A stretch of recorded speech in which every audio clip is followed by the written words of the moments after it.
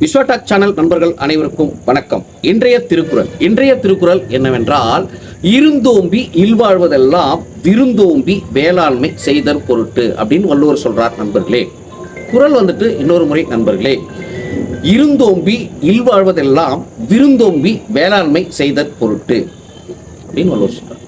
இதனுடைய அர்த்தம் என்னவென்றால் நண்பர்களே, கணவனும் மனைவியும் நன்றாக சேர்ந்து இல்லறம் நடத்துவதின் அர்த்தம் என்னவென்றால், அதாவது அவர்களுடைய இல்வாழ்க்கையினுடைய இல்லறத்தினுடைய பயனே என்னான்னு கேட்டா, இல்லறம் நடத்துகின்ற தம்பதியினர் தன்னுடைய நிலத்தில், அதாவது தன்னிடம் உள்ள நிலத்தில் விதவிதமான காய்கறிகளையும் எல்லா பழங்களையும் பயிரிட்டு என்றாவது ஒரு நாள் தன் வீட்டிற்கு விருந்தாளியாக வரும் விருந்தினர்களுக்கு நல்ல விருந்து உபசரிப்பதுதான் இல்லறம் அவர்கள் நடத்துவதனுடைய நோக்கம் அல்லது இல்லற வாழ்வின் சிறப்பு அப்படின்னு சொல்லிட்டு வள்ளுவர் சொல்றார். நண்பர்கள், அதாவது தம்பதிகள் இல்லறம் நடத்துவதனுடைய ஒரு நோக்கமே என்னன்னு கேட்டீங்கன்னா, அந்த இல்லற வாழ்வினுடைய நற்பயனே என்னன்னு கேட்டீங்கன்னா, என்றாவது ஒரு நாள் தன் வீட்டிற்கு வரும் விருந்தாளிகளுக்கு தன்னிடம் உள்ள நிலத்தில் காய்கறிகளை விதவிதமான காய்கறிகளை பயிரிட்டு அவர்களுக்கு அகமகிழ்ந்து உபசரிப்பது தான் இல்லறத்தினுடைய பயன்,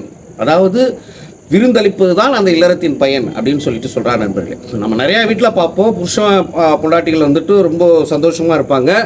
பட் ஒரு சில சமயத்தில் என்னன்னு பார்த்தீங்கன்னா, பெண் வீட்டார் வராங்கன்னா ஆண் வீட்டாருக்கு பிடிக்காது, ஆண் வீட்டார் வராங்கன்னா பெண் வீட்டுக்காருக்கு பிடிக்காது. இதெல்லாமே வாழ்க்கையில் நடக்கக்கூடிய இயல்பான விஷயம். பட் நாம் என்ன நினைக்கணும்னு கேட்டால், ரெண்டு பேருமே தம்பதியினர், அதாவது ஒரு மனைவியும் கணவன் வீட்டார் யார் வந்தாலும் அவர்களை தன் வீட்டார், அதாவது நீ எப்போ இந்த குடும்பத்துக்கு கல்யாணம் பண்ணி வந்துட்டியோ நீ மருமகள், அவர் உங்கள் வீட்டுக்கு மருமகன். இதுதான் அங்கே இருக்கக்கூடிய விஷயமே. அதனால் என்னன்னா, எந்த சுற்றத்தார் வந்தாலுமே அவர்களை என்ன பண்ணணும், அகமகிழ்ந்து விருந்து உபசரிக்கணும். அதுதான் தமிழருடைய பண்பாடே அதுதான்.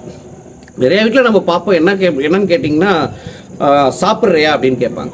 ஏம்பா சாப்பிட்றியா அப்படின்வாங்க. இல்லைனா சாப்பிட்டு வந்துட்டியா அப்படின்னு கேட்பாங்க.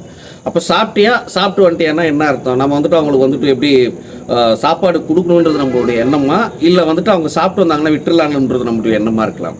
கிடையாது. வீட்டுக்கு வந்தோடனே அவங்களை நம்ம கேட்கக்கூடிய கேள்வியே என்னன்னா, சாப்பிடுங்க, கை கழுவிட்டு வாங்க, சாப்பிடுங்க. இல்லை அதெல்லாம் முடியாது, நீங்கள் சாப்பிட்டு தான் போகணும், சாப்பிடணும் அப்படின்றது தான் நம்மளுடைய கடமை. இதில் இன்னொரு விஷயம் என்னன்னு கேட்டிங்கன்னா, முன்கூட்டியே அவர்கள் இங்கே வராங்கன்னா அவர்களுக்கு தேவையான உணவுகள், அவர்களுக்கு என்ன பிடிக்குமோ அதை நம்ம செய்து வைத்திருந்து உபசரிக்கணும். வரவங்களுக்கு ஃபஸ்ட்டு என்ன பண்ணணும்னு கேட்டிங்கன்னா, நல்ல ஒரு அவங்களுக்கு தேவையான உணவு, அவர்களை உபசரிப்பது எல்லாமே நல்லா அகமகிழ்ந்து இருக்கணும். அதை வெளிப்பாடு அதை அவங்களுக்கு பார்க்கும்பொழுதே புரிந்து கொள்ள வேண்டும். என்னடா நம்ம இவங்க அப்படியே வந்துட்டோமே இவங்க வீட்டுக்கு, என்னடா நினைப்பாங்க, நம்ம சாப்பிடலாமா சாப்பிடக்கூடாதோ அப்படின்னு சொல்லிட்டு அவங்க முகம் சுளிக்கக்கூடாது. எனவே விருந்தினர்களை அகமகிழ்ந்து உபசரிப்பது தான் தமிழரின் கடமை என்று கூறி, நாளை மீண்டும் மற்றொரு திருக்குறள் நிகழ்ச்சி உங்களை சந்திக்கிறேன். நன்றி, வணக்கம் நண்பர்களே.